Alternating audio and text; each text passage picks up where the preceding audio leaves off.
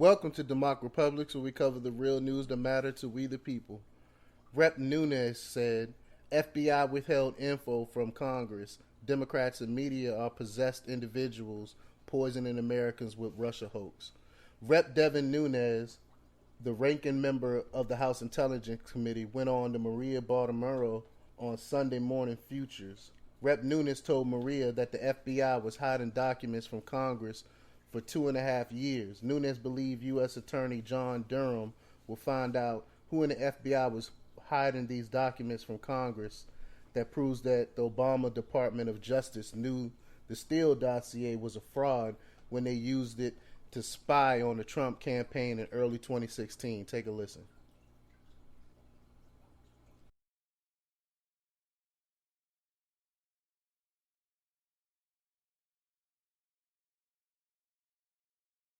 Welcome back. The ranking Republican on the House Intelligence Committee wants to get to the bottom of the Carter Page surveillance warrant. Congressman Devin Nunes sent a letter to FBI Director Christopher Wray and the U.S. Attorney reviewing the origins of the Russia investigation. John Durham requesting information about State Department records the Bureau received that undermines British spy Christopher Steele's credibility. The FBI has until Friday to respond. I'm back now with Congressman Nunes to talk more about that letter he sent. Tell me about what specifically you are waiting on, Congressman, in terms of this letter that you sent to Christopher Wray on Friday. Well, we've learned in the last month that there was information that the number 2 person in the European Affairs Department of the State Department, and if you recall, we've long been looking at the State Department, looking for any information the State Department had on Christopher Steele or anything involved in this Russia hoax. So that information, we now know that the government had that in 2016. So the State Department, in October of 2016, emails went to the FBI saying things like that Christopher Steele was not believable, that he wanted to bring this out before the election. That should be a big red flag. Also said that this so-called Russia hoax, the operation against Trump, or with Trump, that Trump was a part of, was being run out of the Russian consulate in Miami. Well, it ends up, guess what? There is no Russian consulate in Miami. So this number 2 person at the State Department named Kavalek, she informed the FBI of these concerns. Now, why is that important? It's important for a number of reasons, but first and foremost, the FISA court should have had this. The FBI had it, the FISA court should have had it before they went and spied on the Trump campaign by getting a warrant on Carter Page. Another reason why this is important for the FBI is because the Congress, under the Republican control last time, asked for anything and everything on Christopher Steele. Clearly, if we would have had this 2.5 years ago when we started this investigation, we would be in a much different place today than we are. Yeah. So, because this is clearly obstructing a congressional investigation. So someone at the FBI determined to hide this information, not provide it to the court, and what I'm concerned about is not provide it to the U.S. Congress. So they have till Friday to get it to us, and if they don't, we will make our 9th criminal referral. Basically, we won't know exactly who at the FBI obstructed justice, but some Durham or the Department of Justice should be able to figure it out, because there's emails that went around and somebody decided not to give it to the Congress. Yeah, we're looking right now at the information that you requested from Director Wray, and you write in the letter the date that the FBI was informed about the transmission of information from Kathleen Kavalek, including but not limited to the information now known as the Steele dossier. So Ms. Kavalek was the number 2 person at the FBI, at the State Department in Europe, and she basically raises her hand, raises a red flag about the Steele dossier. She does her due diligence. She says, look, this is not trustworthy. Christopher Steele's work is not credible. And that memo from Kavalek is not shown to the FISA court. This is exculpatory evidence that was not included in the FISA warrant. Do you think that the FISA judge may have reacted differently had he known that there were State Department people who were saying this information is not credible, rather than just handing over a warrant to wiretap on Carter Page? I think all Americans should be furious at this, right? So on one hand, we now know for sure that someone at the FBI kept this from the court. Number two, they also kept this from congressional investigators, meaning the Republicans that have been investigating this for 2.5 years.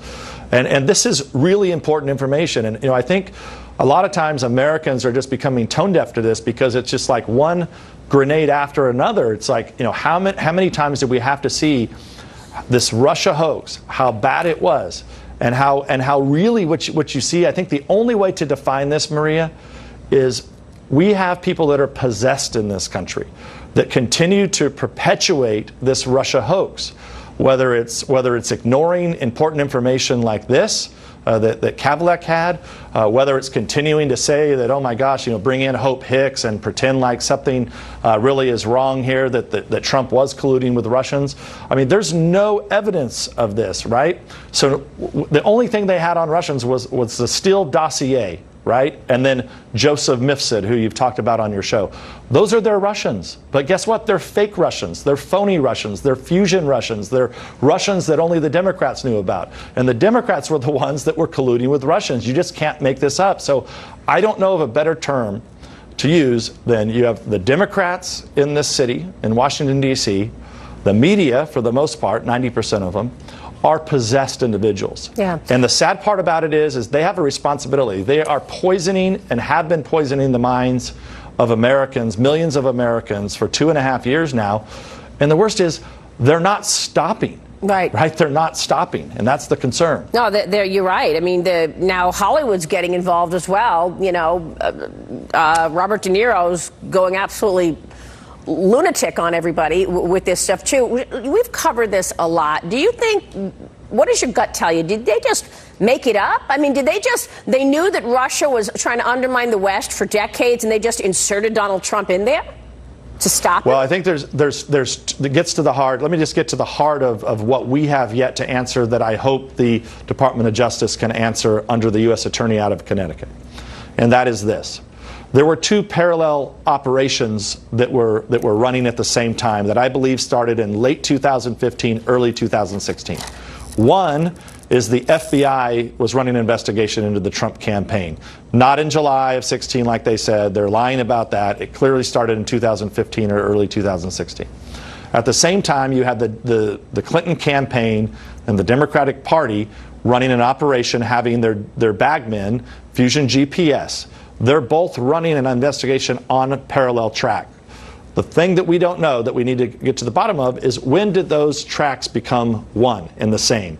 When, were there people that were working together with the FBI and Fusion GPS and the Clinton campaign? We know at some point they knew about Christopher Steele.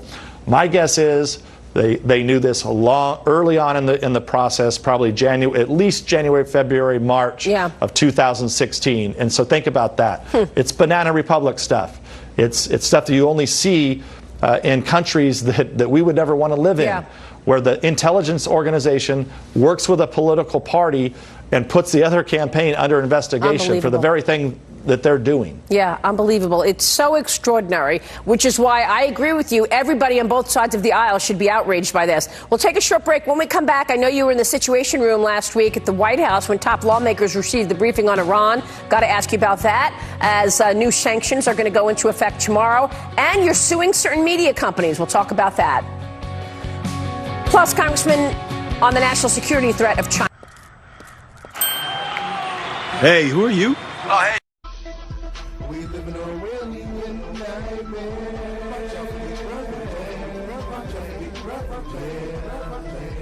We live in a real